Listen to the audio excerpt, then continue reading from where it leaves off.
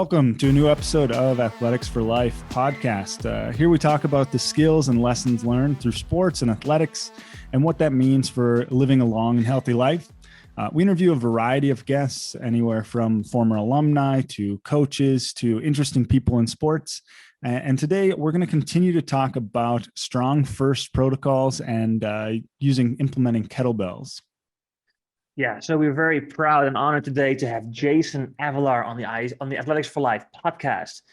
Jason has been a PE teacher for the last 8 years at Prescott Junior High in California, and that's considered one of the best physical education schools in the U.S.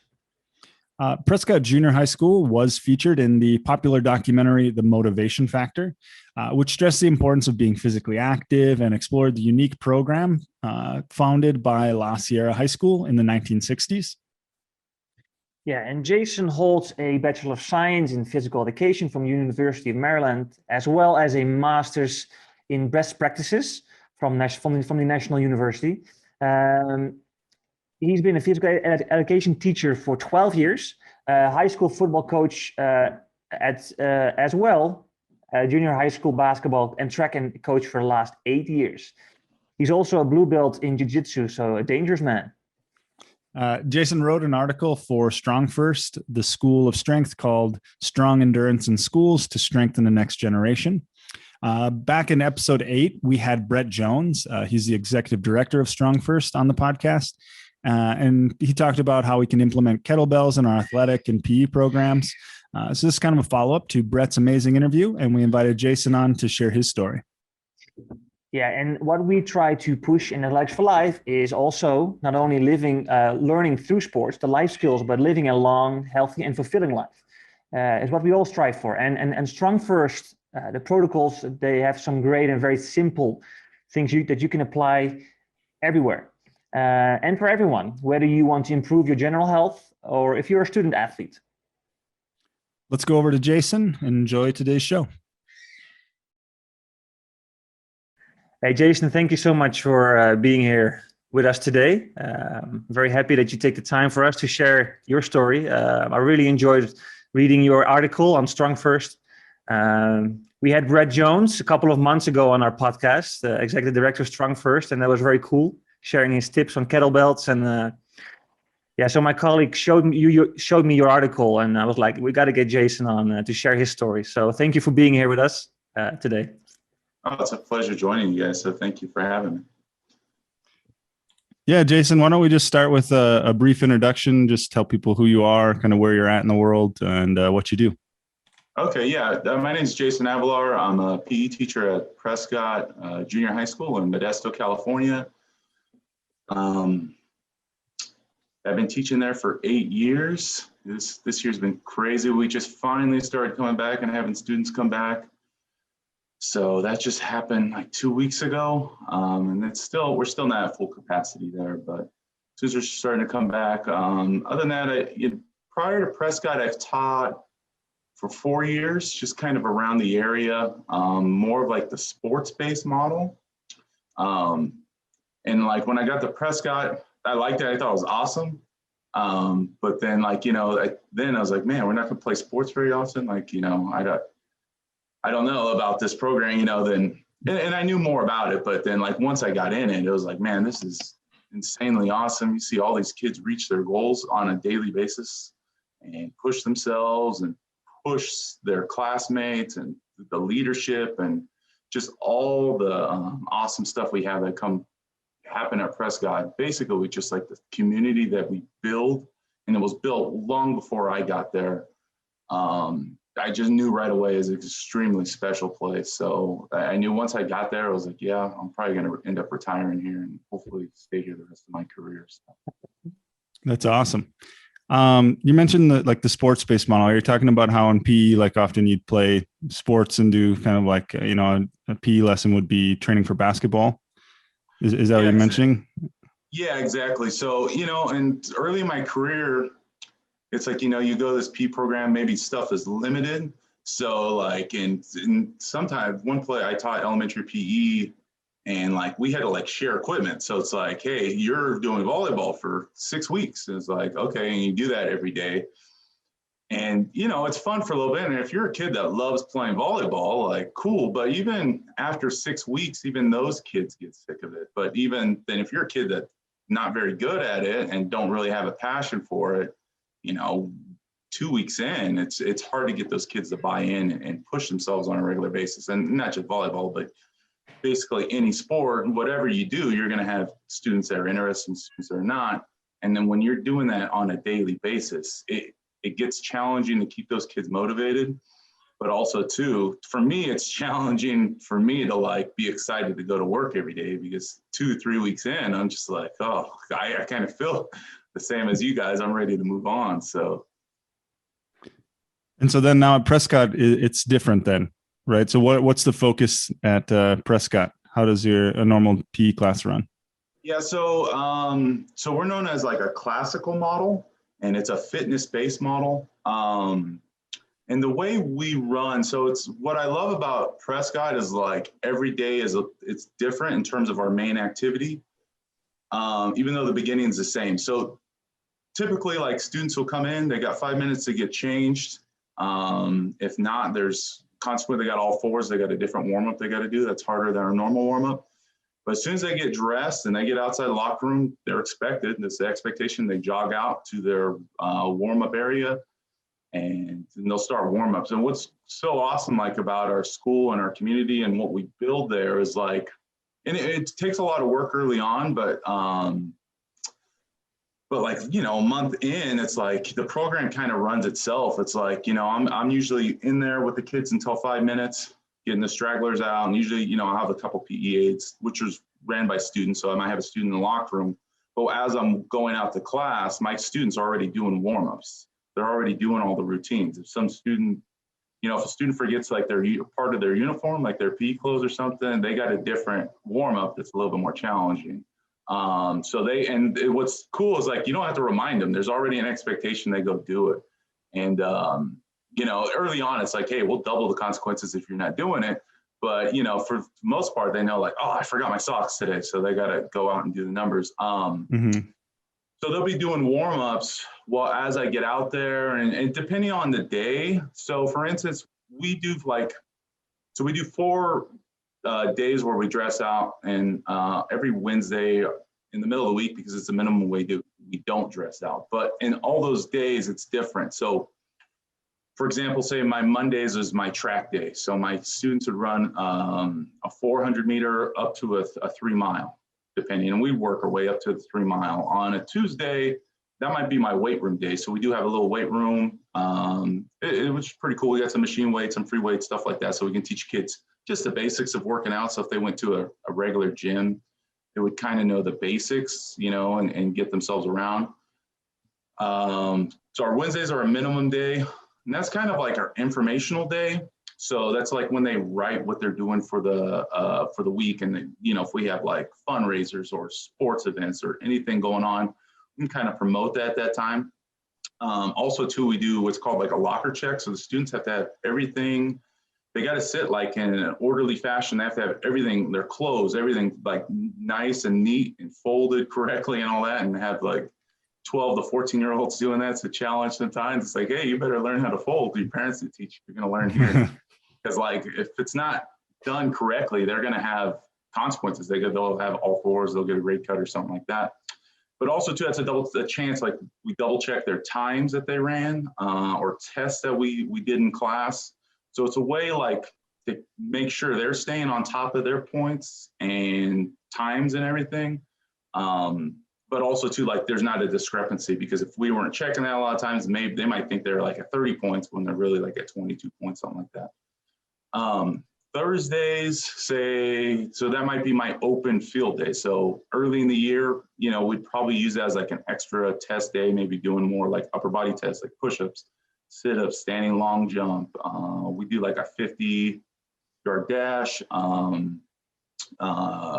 like a shuttle run or stuff of that nature. So a different type of physical fitness test.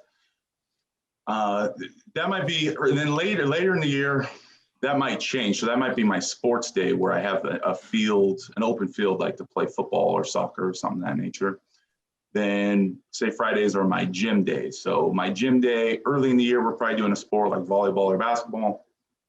In the second half of the year, that might be our test day. So typically we have like 3 fitness days a week, and we have 1 sports day. And usually our sports day though, like when we get to that sports lesson, those kids are like excited because yeah, we might have 6 weeks of volleyball, but really they're only playing it like 5 to 6 times. So there's a little bit more incentive.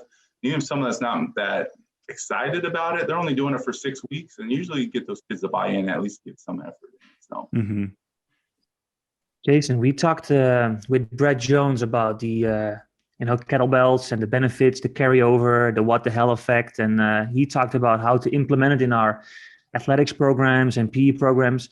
How did you get started with StrongFirst protocols? Because you described them in your article. And what's the benefit? What do you think the benefits of them are in your program? Yeah, so how I got started, so actually in StrongFirst leadership, he's actually a good friend of mine too, and someone that trained me for a little bit. His name is Mike Souza. He's StrongFirst leadership. He would be an awesome guy to interview too. And in the future, he's worked with high school athletes, and he has all types of different clients too. He's a personal trainer. But anyways, I was training with him, and he actually kind of heard about StrongFirst, and he went to a seminar.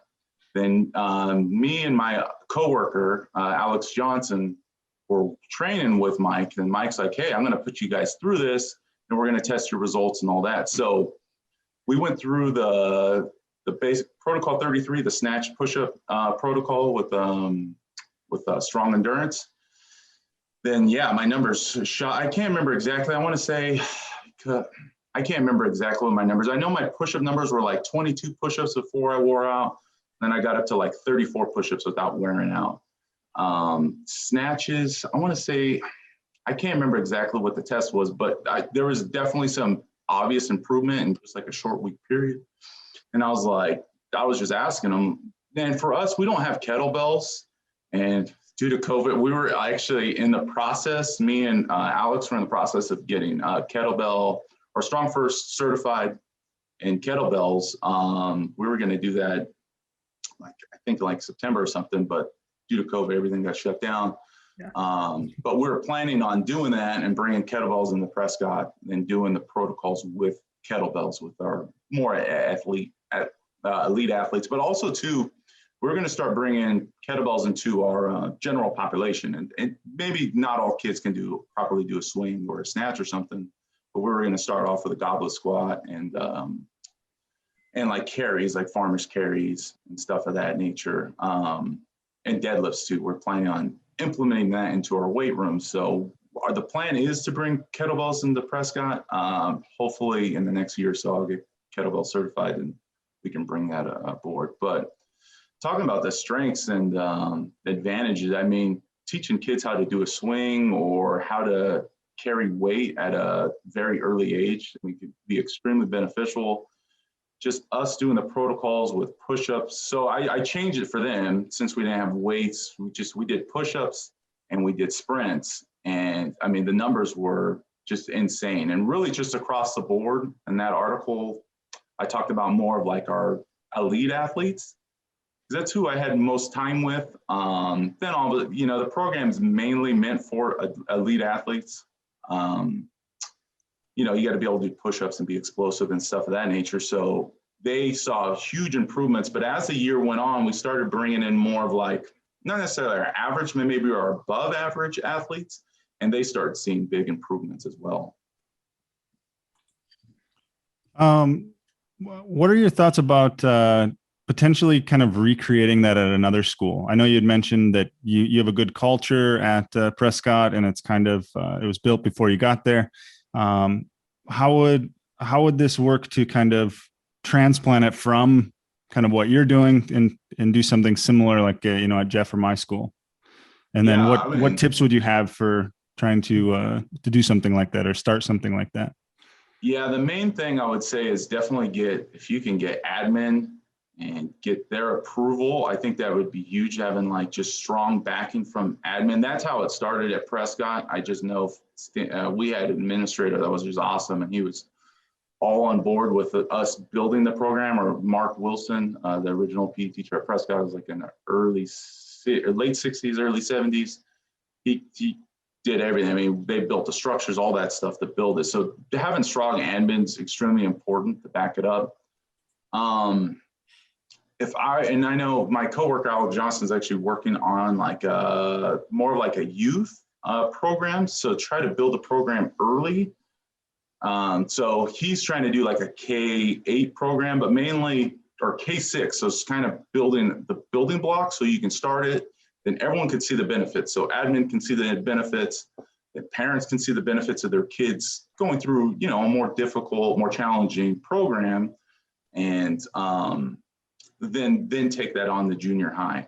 I think there will be, I don't know how things are there. I just know in California or here in the United States, if you brought on this program, and we deal with some backlash every year, it's like, oh, you guys are running this military program, that it's way too hard. It's only meant for elite athletes type of thing.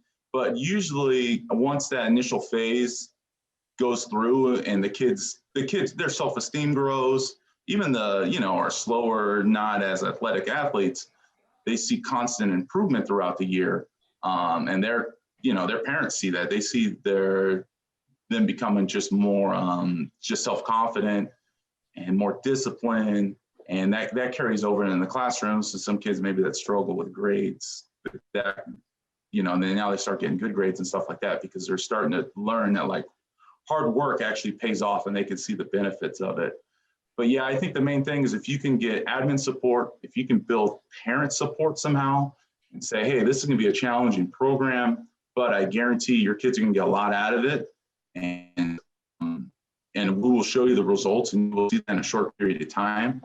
Then I think it can be successful. But I think without, and then obviously you need to have, and I trust these two guys, but you got to have strong teachers and strong leadership too and running it. And I think you need those three things, but that's one time or another, one of those things are going to fall off. You know, like even us, we have the super strong program. We have maybe, 15 to 20% of our population either had, the parents either had kids that already been in the program, or the parents were like ex-Prescott students themselves. But again, we do have some parent backlash and some complaints and stuff for the way we run things. But again, usually pretty early on in the process, a lot of those parents see the results with their own kids. Jason, you guys got a trunk system where they go up in color.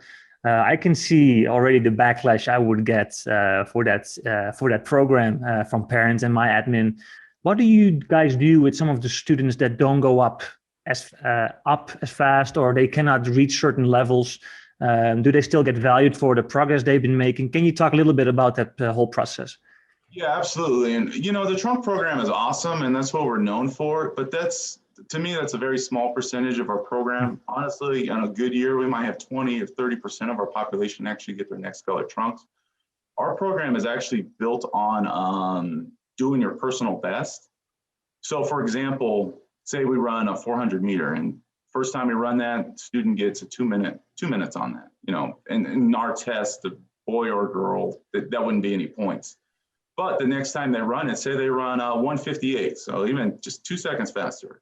Well, that shows improvement. So and the way we do that, they'll get a star for that. So we have little stars they can put on their shirts, and they get recognized for that. And we make a big deal with it too. And then also too, that we give them like this monetary thing. So we have these things called Prescott Prides. They're almost like school bucks or whatever that they can buy, like school prizes or get in a raffle or something like that.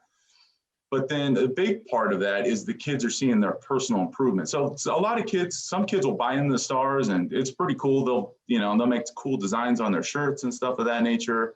And they'll come in, they'll be super excited they earn a star.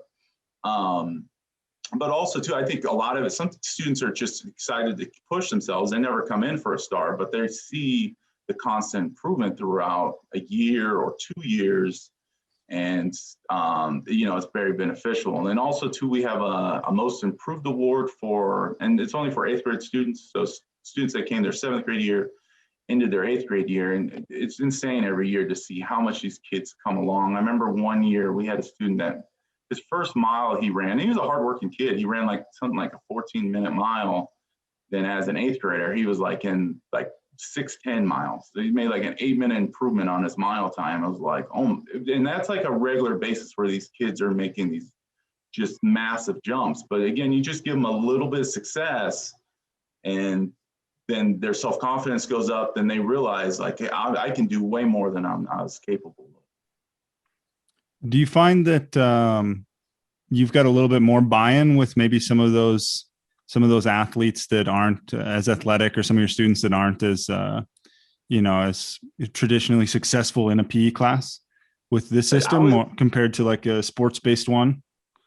100%, because in a sports-based program, if you're not a great athlete, when you're playing football, you're probably never going to get the ball and you're just kind of standing there, then it becomes not as important. In terms of like just overall buy-in, again, when they're seeing improvement and they're pushing themselves, their classmates, and again, we build like a strong community. So it's like, it's all for one for all. And that's a model we use all the time at Prescott. And even like our gold trunkers, every single one of those guys or girls that have gotten their gold or purple trunks, they've had someone help them along the way. It's amazing. We might have a gold trunker, they're trying to run the 3 mile, and we'll have a white trunker out there pacing them because they're better at that one particular event, and vice versa. We'll have our best athletes. We run up to 3 miles at Prescott. So we'll have a 3 mile run day.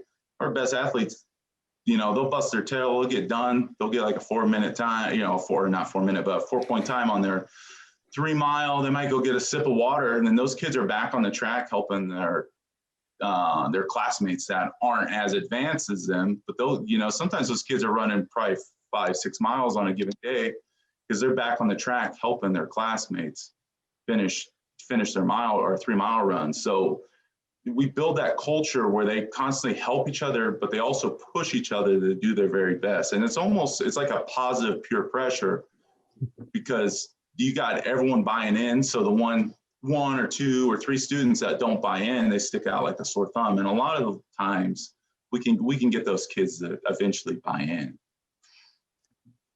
Jason, how do you, in our podcast, we talk always about, athletics for life, the life skills that you learn through sports. What do you see when the kids leave your school? Do you see any social emotional benefits, or what kind of benefits do they take away once they leave Prescott and have been in your program?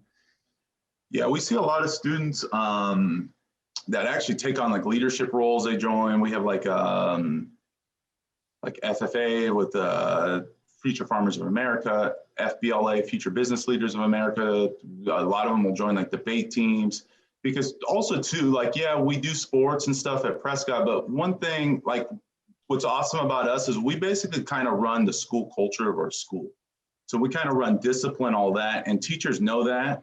So even a math teacher, English teacher, something like that, they know that. And if they know a kid's like, they're doing awesome in PE, but they're struggling in class, maybe they're acting up or something, a lot of times they'll talk to us. It's not like we'll come in and chew those kids out, but it's like we'll have a conversation with them, like, hey, what's going on? You do great in PE, you push yourself. Why are you struggling in this area? Or why, and it's just really kind of building those relationships with them, kind of get them we see a lot of students that, maybe they didn't get good grades, and also they're graduating with like a 4.0 or a 3.0 with very high grades.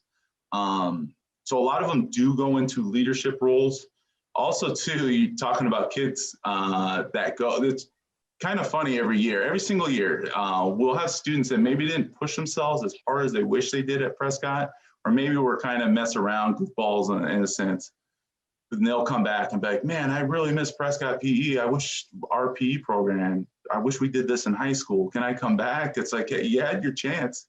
We tried telling you, but a lot of them too, they never experienced PE before, because we don't have like an elementary PE program and there's some in California, but it's not a mandatory thing. So a lot of them never really experienced it. So we tell them, you're at this special place. You guys will not understand it until you leave.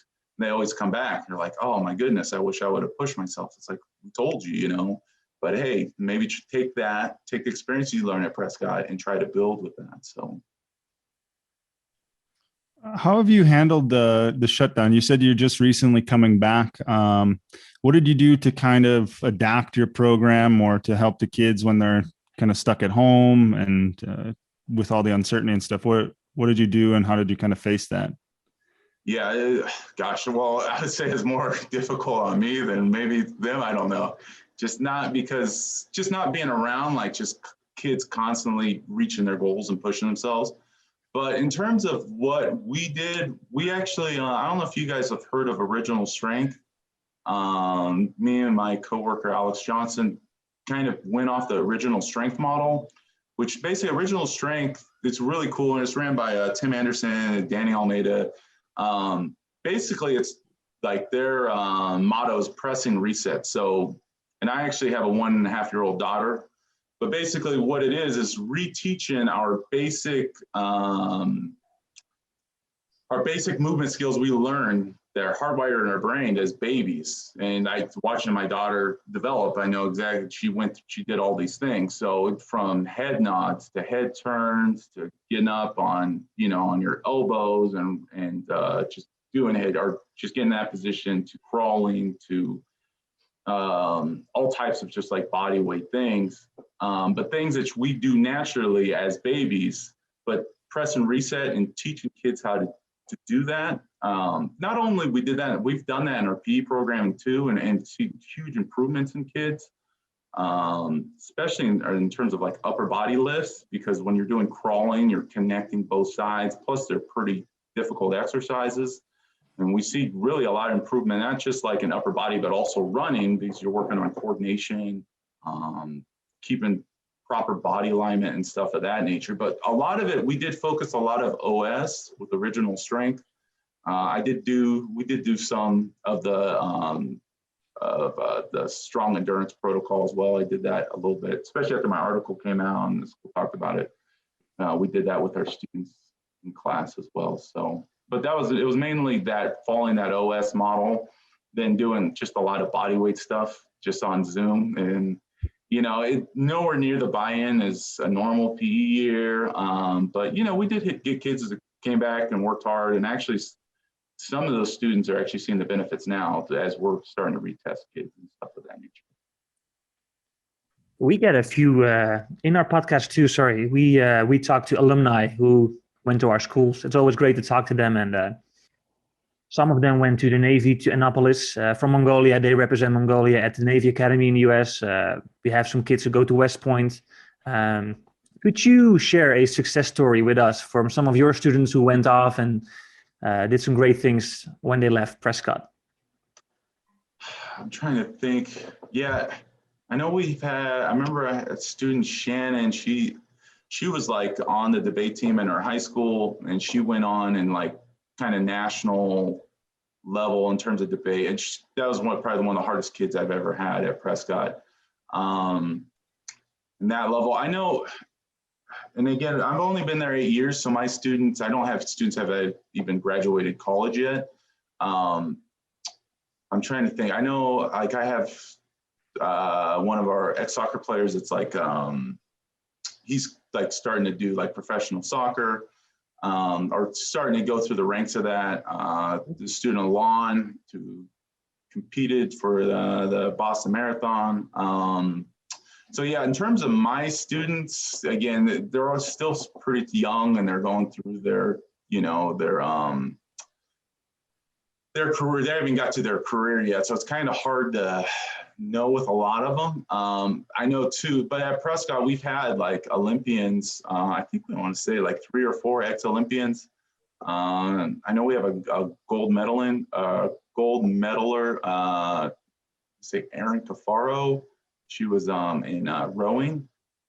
And we've had a wrestler, stuff of that nature. But yeah, in terms of my students, again, they're pretty young.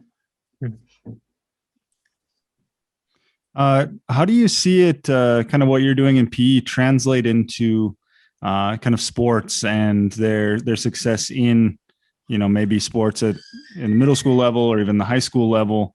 Do you see that like the Prescott athletes tend to be more prepared or like how does it translate into, playing sports, kind of organized sports, coming from that sort of PE approach?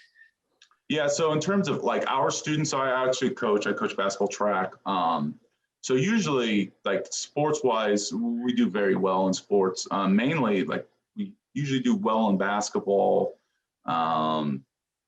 wrestling, and then in track and field, we usually dominate in the area. And the big reason why is just, well, we run so much. So when we get into track and field, our kids are ready to compete. But also too, it's just building that discipline and just work ethic. So when we show up to practice, the kids already bought in and they know they're going to come in, they're going to work, and we're going to get out of there. So, our relay teams almost dominate, our jumpers, our long distance runners. I mean, we usually just do a tremendous job in track and field. That's probably where we show the most, even though we do well in other sports. And a lot of it is, again, it's the discipline and hard work. And also too, we don't have to condition our athletes. It's not like, oh, after practice, we're conditioning. They're conditioned in school. And where we got our program from too, in La Sierra High, that's Dan DePrado, who was the PE teacher there in the late 60s, early 70s, was like, he said the same thing. Like, he coached football and their football teams did very well. It's like, we didn't have to work on conditioning. Our students or our athletes were already conditioned. In terms of athletes after, we've had some athletes. We have a few D1 athletes. We have a student playing at Arizona State. He was actually my first year. His name's Bobby. He's a quarterback there. He got a scholarship out there. Another student got a scholarship at Brown University in the Ivy League, playing football. They had a soccer player. I'm trying to think, but typically do pretty well. The one disadvantage of that, though, which it makes me upset sometimes, is like our feeder high schools don't carry on our program. And it's like, I don't get it. It's like, you get a large percentage of our kids coming in, you can build this awesome program, which would make your life a lot easier in the long run, because you would get way more out of it. And it would be easy to implement because you already have a strong foundation. Now, not all of our kids go to their school, but you have a strong foundation of kids that are going to push themselves, and other kids are going to follow. But the fact that they don't follow, it's kind of what I talked about with the teachers. If you don't have teachers that are going to buy in and push with it, then the program kind of falls off. And it's like, and that's one thing too. I talked a lot about myself at the program, but we have a 4-teacher program. So all 4 of us stick together. We run the program together. We all do the same thing in a particular week type of thing. So all the students get the benefits of the program, not just my PE students or another PE teacher's students or whatever. So we work in the international circuit, Jason. A lot of these international schools, they just drop a beautiful fitness facility there, and then just they don't really know what to do with it. StrongFirst, I really like the simplicity of it. That's maybe something that the whole pandemic taught us. You can just do it from everywhere, right? It's very simple. What is your favorite protocol to use with your athletes or with your students? What's your favorite protocol? Yeah, I mean, the strong endurance that I used with them is probably my favorite. It's very beneficial. It's very easy to manage, and it works. Also, too, and I talked in the article, is the pull or the fighter pull-up program, and I do that with our general ed students too. It's like, we send that out to everybody, and I'll, like, if a kid doesn't understand it, it's like, look, I'll write it out for you and show you exactly the days and the benefit. And also too, like at the end of the year, it's like, hey, if you guys want to work out for the summer, our 7th graders are doing well and they're hardworking and they want to push themselves. It's like, I'll give them workouts for the summer. But again, it's basically strong endurance and the fighter pull-up program. I basically stick with those 2 for the most part in terms of protocols. We do a lot of the original strength stuff with crawling. Crawling is just an unbelievable exercise. Then we work a lot of body weight squats too. And as I tell kids, if you know how to squat and you know how to crawl and you do those things very well, it's going to translate and it's going to make you a more efficient mover and a more efficient athlete in the long run, or just overall. What advice would you have? I'm just thinking about, some of our students, like my PE classes, we have the PE once a week. And I am the middle school and high school program. So it's like, I just see them all. But I'm sure there are some athletes who do want to train every day and do like kind of push themselves. What advice would you have for maybe some students who are listening or watching, and how to kind of implement something like this on their own? Yeah, I would honestly like maybe the one day you meet with them, because I think on their own it'd probably be a little bit hard. I think if they were given something, and that's one thing I learned in the pandemic. It's like early on we did like these PE logs, and I was like, hey, do this workout. And it's like, well, I can barely even think of a workout I could do myself. I'm like contacting old trainers and stuff like that. So, but if you can kind of give them the format, honestly, the strong endurance is a very simple one. They can do that one 2 days a week on their own. Then again, if I strongly suggest like implementing OS or original strength, because it'll work with all those, it'll work people of all ability levels and all types of students.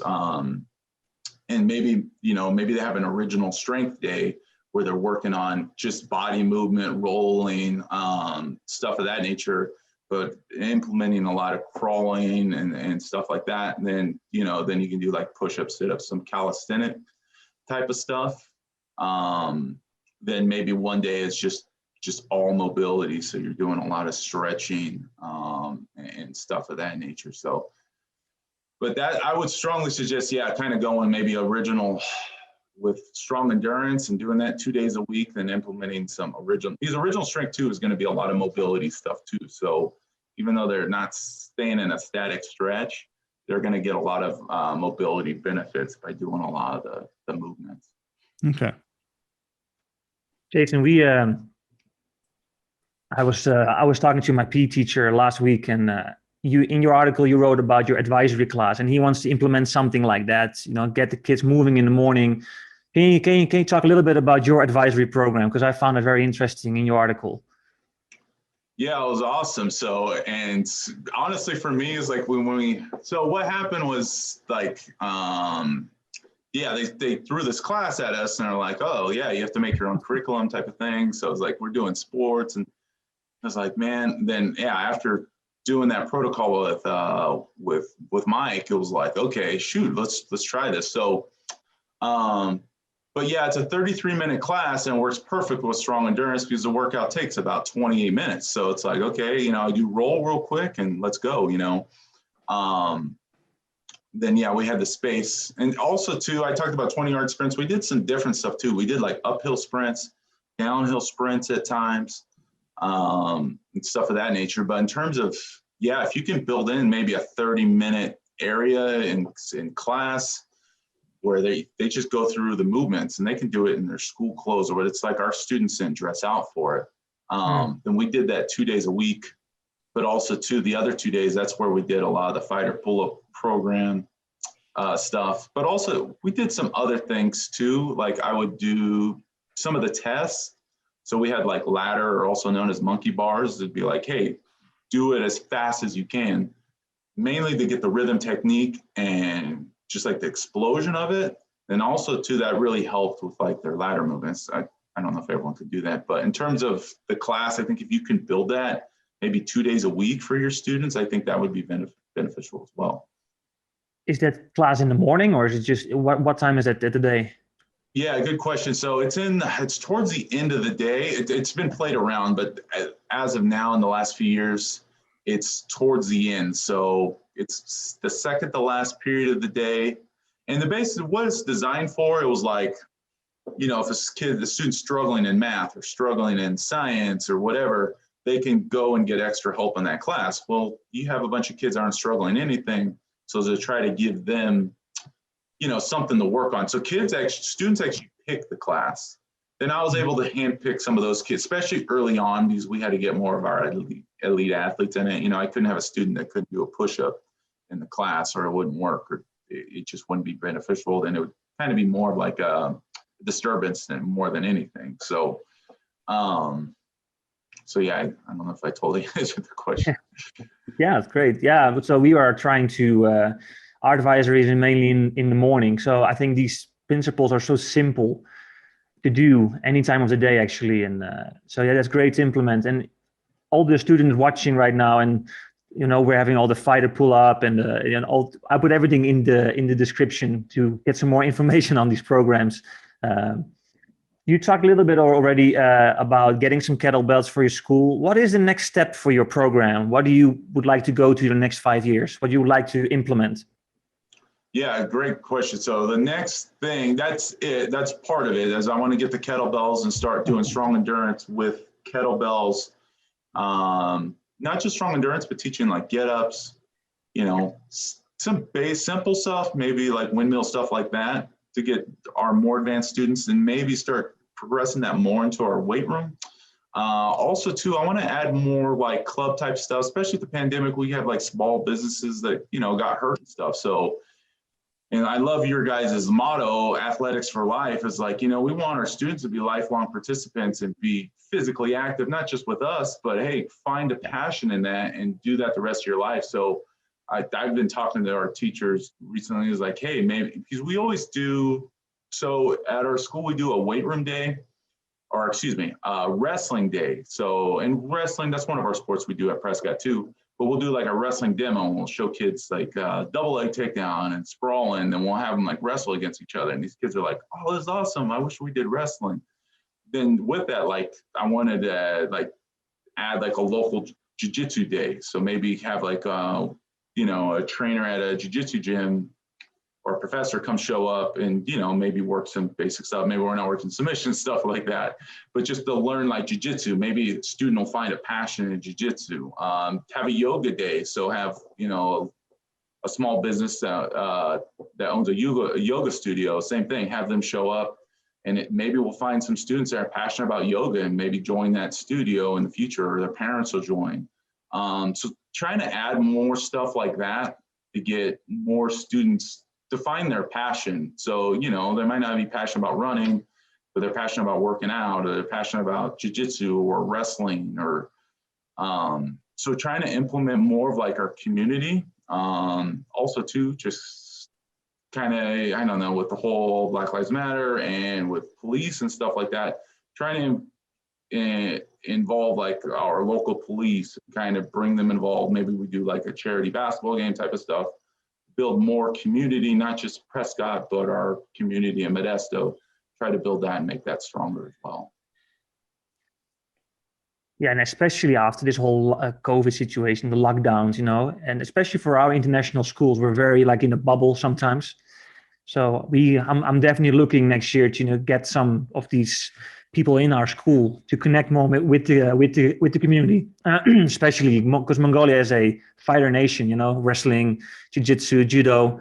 CD's a wrestler, and yeah, it's great. Yeah, Probably tell by my cauliflower ear. Yeah, I'm hiding mine under the headphones. Yeah, I don't have them.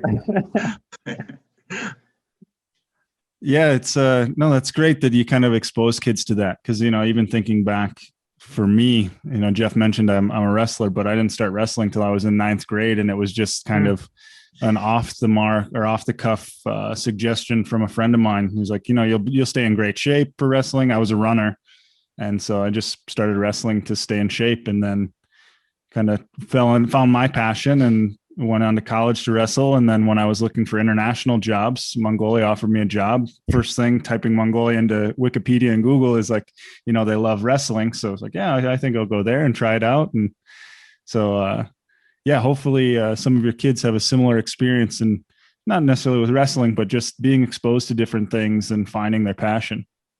No, that's great. Yeah, for sure. And then that wrestling day too. And unfortunately, just the way it works out, because we have our basketball season, we can't get those mats out soon enough. But we usually do it after wrestling season has started. So a lot of those students are like, oh, can we join wrestling? It's like, well, you can join next year when you join a club, or you can join a club or whatever. But yeah, give them that exposure. And then we do have a lot of those kids that will join wrestling that next year, either with us or if they move on to high school or whatever.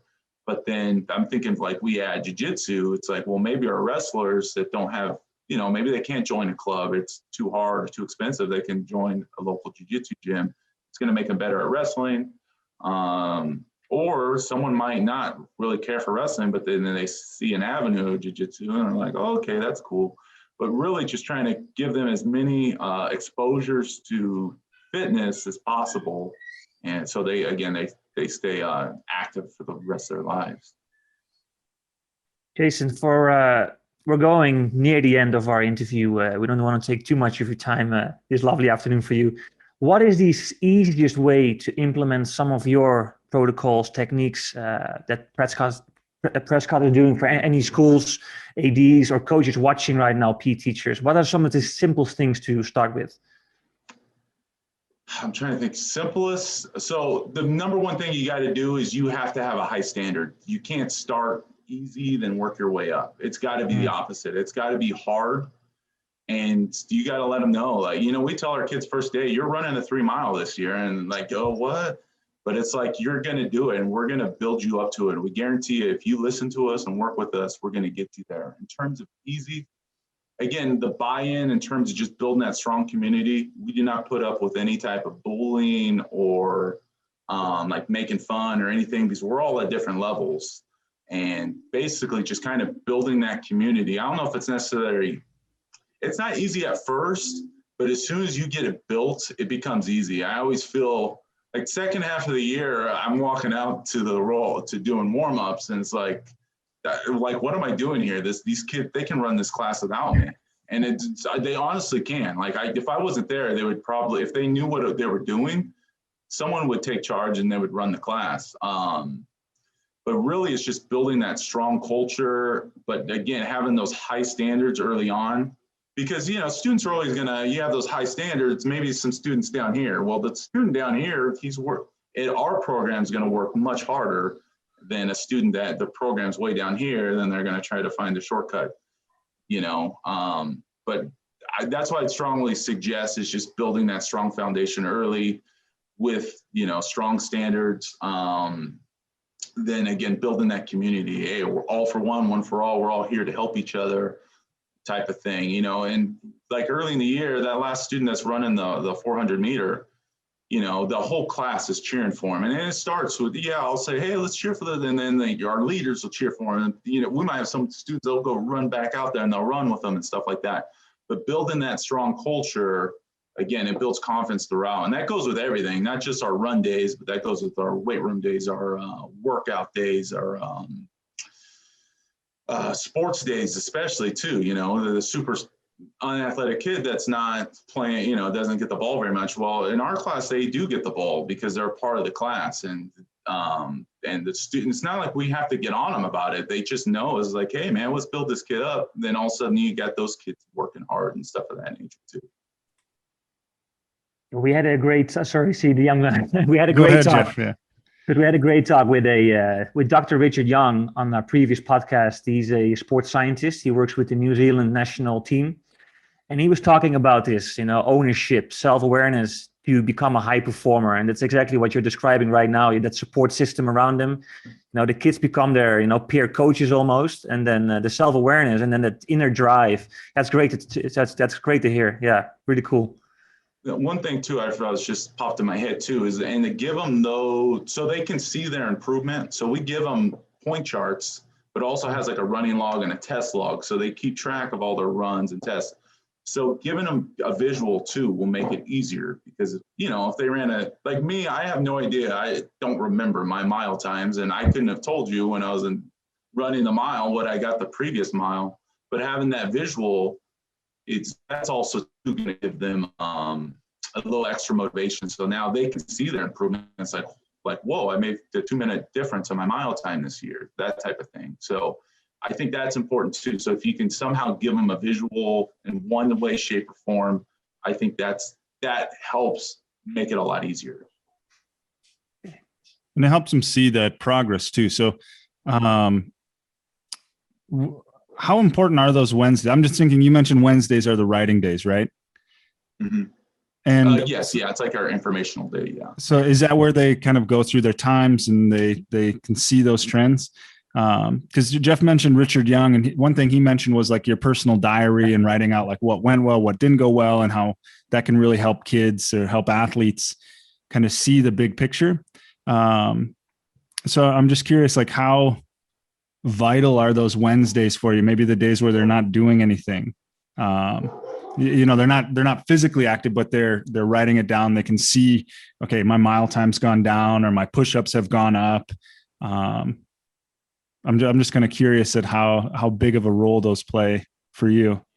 Yeah, and our thing too is like when we're going to get done testing, like they'll write it down, because if they don't have their time written down, like there's a consequence for that. But no, I think it is big, because we see them too. And it's like, hey, awesome, man! Like you made a 5-second difference in your 4 meter, like your 400 meter. Come get your star today. Like keep up the good work. Or maybe it was a student that's kind of been walking all year, but they built themselves up. Now they did a mile without walking. It's like, man, that's awesome. So you can kind of give them some instant gratification that way, rather than like maybe, because other than that, if they didn't come in for a star, I might not notice that or remember to tell them that. So the fact that like we see that and we see their chart, it's like, oh, awesome, man, you earned a star. Good job. Also too, kind of talking what you guys are talking about, we do like goals and stuff like that. We do talk to students about setting goals. They can earn stars that way too. So, set a realistic goal. Then when they set that goal, they'll make a new goal. And we'll give them more goal sheets and stuff of that nature. So we do talk about goal setting. Writing it down is very important. There's writing down a goal and trying to achieve that goal. You teach them some very valuable skills, that diary, that self-awareness, and that's that goal setting. It's really cool. I think the kids will really benefit it when they leave your school. They can apply that to everything they're doing, right? So that's really interesting. Yeah. No, absolutely. Yeah. And it does transfer over too. I mean, normally our students that buy into our P program, usually their grade point average goes way up, or if they're already high achieving students, they work even harder. And then also too, we always talk about joining clubs. Don't just join sports, join clubs throughout school. Find something else that you're passionate in. Yeah. As long as you can link it with something else, right? Then you can get admin behind you. That's very important. Yeah, for sure. But also too, it's like, it just builds a culture throughout the entire school. So not just Prescott PE, but Prescott altogether.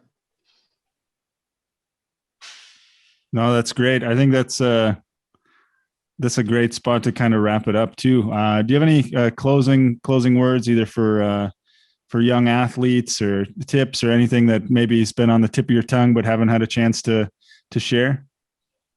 Yeah, sure. You know what? All of us that are successful in life, I know for me for sure, I've failed more than I've been successful. And even just my experience in teaching, those other jobs I had, I might not have been the best at it. And it wasn't, maybe I wasn't, not because I wasn't working hard, but it just wasn't a great fit for me. So if you're not successful in something, just keep trying. And, maybe you're not good at a certain sport or a certain skill, but keep working, try to get better and try to progress. But keep fighting and trying to find your goals and passions in life. Do that. You're going to end up being successful no matter what. You're going to end up finding it if you keep fighting for it. Jason, I just want to finish with one little thing. Are you working personally on a new article or on something else in sports, a different sport or kettlebells, or is there any personal goals you're working on right now? So yeah, my coworker, like I mentioned before, Alex Johnson's doing like the elementary programming of it. So I've been helping him in that process. But then also too, knowing like helping him and trying to help grow this program, because both of us are trying to just build this. And we're kind of going on our own, but also working together at the same time. So, and then after I wrote the StrongFirst article, they were like, oh man, that's awesome job, good job. And I was like, hey, when we get kettlebells, I'm going to be writing another one. So yeah, I plan on writing another article for StrongFirst, but also too with, the possibility of, after Alex writes his article or his, publishes his book on this Prescott P program for elementary, is maybe it's kind of building off of that and writing my own. Because Alex and I, we both have our strengths and weaknesses, but we use our strengths to help each other, but also too, we do have different strengths. So kind of venture off. So, I'm more of like a sports with like, movement in terms of with strength and speed and agility. Alex is probably his strength's more like mobility or the original strength model. So it's maybe writing something more in the line of like strength endurance and stuff of that nature. Jason, I really want to thank you for taking the time to talk with us today. It's interesting. We talk to many different people from different backgrounds, but they all have one thing in common, is that they want our kids. We want our kids to be successful in life once they leave us, and they go off to other ventures. You got some very interesting tips for PE departments, athletic directors to implement in their programs. I can see you have an amazing passion for what you do. So thank you for sharing that today with us. And it was lovely to talk to you. And I look forward to your new article. I'll read it for sure. Oh, thank you guys very much for having me. Yeah, and I mean, again, if we can get this program to spread like a wildfire, I'm telling you, people all over the world will benefit, and it'll make our world a better place too. Because we're in this like me, I deserve this, I deserve that. At least here in the United States, it's like, no, it's for one, it's way more gratifying when you earn it. But if people were earning it just collectively as a community and helping each other, we'd have a much better place. Oh, definitely. That's awesome, Jason. Thanks a lot for your time, man. I appreciate it. Thanks a lot, Thank Jason. you guys for having me. Jason, have a good evening, and we talk soon. Thank you. Thank you, guys. Bye.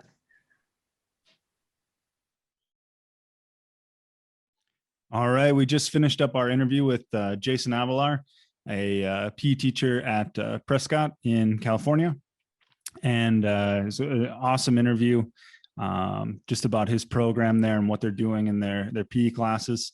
And it just reminded me a lot of my time. I worked at a wrestling camp, Jay Robinson intensive wrestling camps. And at those camps, the kids would earn a shirt at the end. And so they had points. And he mentioned, like, if they didn't have their kit, they would get marked down. If they, didn't write down their times, there's consequences for that. Right. And so similar things would happen at the Jay Robinson camp, where the kids would kind of get scored. Like, they had to have their name on the back of their shirt. They had to have their water bottle. They had to have, everything organized. They had to be there on time, lined up, kind of ready to go. It was very, very strict, very, very, military style. But then they would get points. And then everything they got marked down for would take away from these points. And then if they push themselves at practice, they'd get a positive. And the positives were fairly rare. I think in a school setting, you would definitely need to have much more positives given out than at these wrestling camps. But the positives were like, hey, you worked really hard. And then if a kid got a positive, they could come to the camp store that evening and get a t-shirt that said, I'm going to be somebody. So similar to Jason and his stars, where if the kids, did better, they would get a star that they could put on their shirt. And so they would get this, I'm going to be somebody shirt. And then at the end of the camp, if they had a certain number of points, they would get like a black shirt that said, I did it, Jay Robinson camps. And Jay, the guy who ran the camps, was such a strict, tough guy that he only will give you one shirt. That's the shirt that he give you at camp. So he's got stories of people like their house burnt down, they lost their shirt, and he doesn't send them a new shirt. Like, you got one shirt. And so it really means a lot to these people. And, he's ran into people. We went on a staff trip to Mexico as kind of like an end of the camps trip with all the counselors and stuff. And we ran into somebody who's like, I still have my shirt. I did a shirt from like 1980 something, so I think having a similar system in place, it does mean something to those kids who can upgrade their trunks, right? Jason, they talked about they can get different color trunks, and they earn those by reaching certain standards, and they get stars. And just having those sort of things, they give those kind of thresholds a lot of meaning. Right. So it's very motivational for a lot of those kids to earn the next higher color trunks, the gold trunks, the purple trunks, to get a star for improving. It can really be a great tool, I feel like. Yeah. For all the student athletes watching this, we will add all the information about the StrongFirst protocols in the description. because they're so simple to implement for everyone, especially now in the pandemic. We're at home, and then we go back to school and the gyms are closed. You can do them everywhere. So if you want more information, look in the description. I really saw someone today that's passionate. He's always there for the kids. And we talk always about life skills through sports. That's our podcast, and he does it his way. When the kids get better, they become owners of their own progress. They become self-aware, and we all want our kids and everyone to be lifelong learners and to be healthy for the rest of their life. So the things he's implementing in his school really benefits the kids.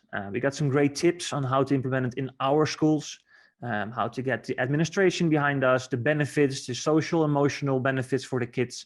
So some great information from Jason that he shared with us today. Yeah, definitely. I think it's going to be interesting for me, especially, how we have PE once a week to try to implement some of these things. But it's like a show-off system, but it's not. I think the kids become very aware that they work for themselves. It's not about the medals; it's about your progress. I really enjoyed him talking about that writing day he has on a Wednesday. If you've not seen the interview with Dr. Richard Young, please do on our podcast. He talks about a diary and the benefits of that to become a high performer. And not only in athletics, but just in life in general. So again, a lot of overlap between the interviews. So I want to thank Jason for taking the time to share his expertise with us today.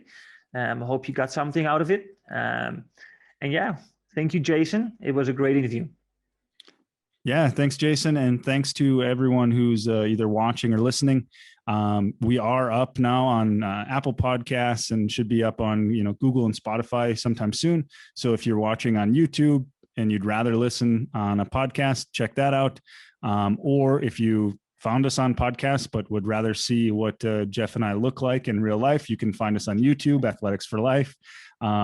So check those out, and hopefully we're able to reach you in whatever your preferred medium is. So make sure, watching, whatever it is, like and subscribe, leave us a review, write some comments down below. We really appreciate it. Thanks. Thank you, everyone. Bye-bye. Take care.